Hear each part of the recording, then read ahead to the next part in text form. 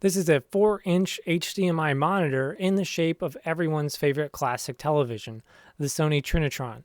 I made it because I love this TV.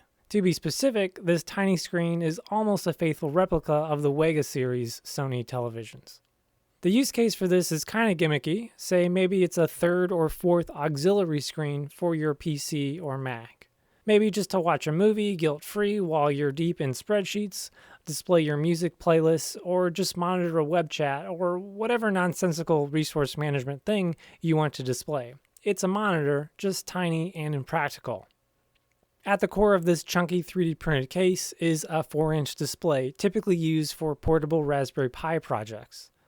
This off-the-shelf part just has one downside. Its 800 by 480 pixel resolution has a native portrait orientation, and that looks like this. So compare that to a 1080p display and you can see why we have some trade-offs. This means you have to have hardware with an operating system on the back end that supports display rotation. Editing the Raspberry Pi's config.txt to have a display rotate makes for a medium resolution, tiny gaming TV. But I think the best results are an auxiliary screen tucked below your main display on your PC. So here's how to put one together. Here's an overview of the hardware and a detailed view of the metric fasteners you'll need. Details and links are in the YouTube description. There are two variants of the back part of the TV body. I'll call one standard, and the other one is essentially the base. No, that's a lie. There's only one model. But to help with viewing angles, because this thing sits well below your monitor's center, there is a wedge that you can print, and that just goes under it to bump it to easier visibility while you're staring at your regular monitor. Before we start, I did drill out all the M2 and M3 holes just a tad for easier assembly. These 3 brackets need threaded inserts pushed in, and that will look like this.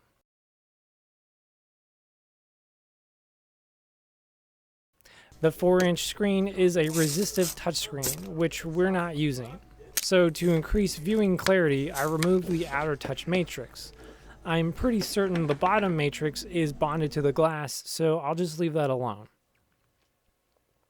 Attach the HDMI right angle ribbon cable adapter to the main display. Place the screen into the front body. This is a tight fit, so you may have to remove any lumps caused by your printer or file down any rough nubs from the PCB edges. Screw on the side brackets. Now move to the rear 3D printed body. Solder leads to the panel mount USB and fasten this to the rear. And don't forget to connect it to the LCD.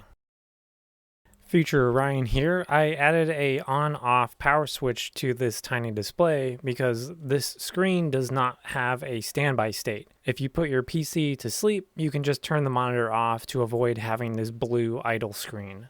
The female HDMI port is held in place by this 3D printed captive bracket. It's fastened in place with 2 screws using the access holes from the bottom.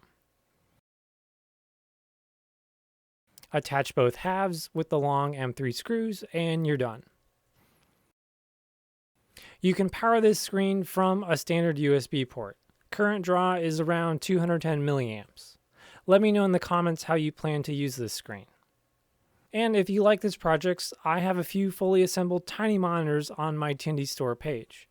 Buy one to support me and keep designs like this open source. Ryan here, editing and post. Hi, that's me. And the longer I edited and stared at this screen, the more obsessed I became about building a miniature hi-fi system around this television. So if you remember ads like this, well, I'm going to start next with a part 2 and build some speakers for it, and we'll see what happens. So thanks for watching.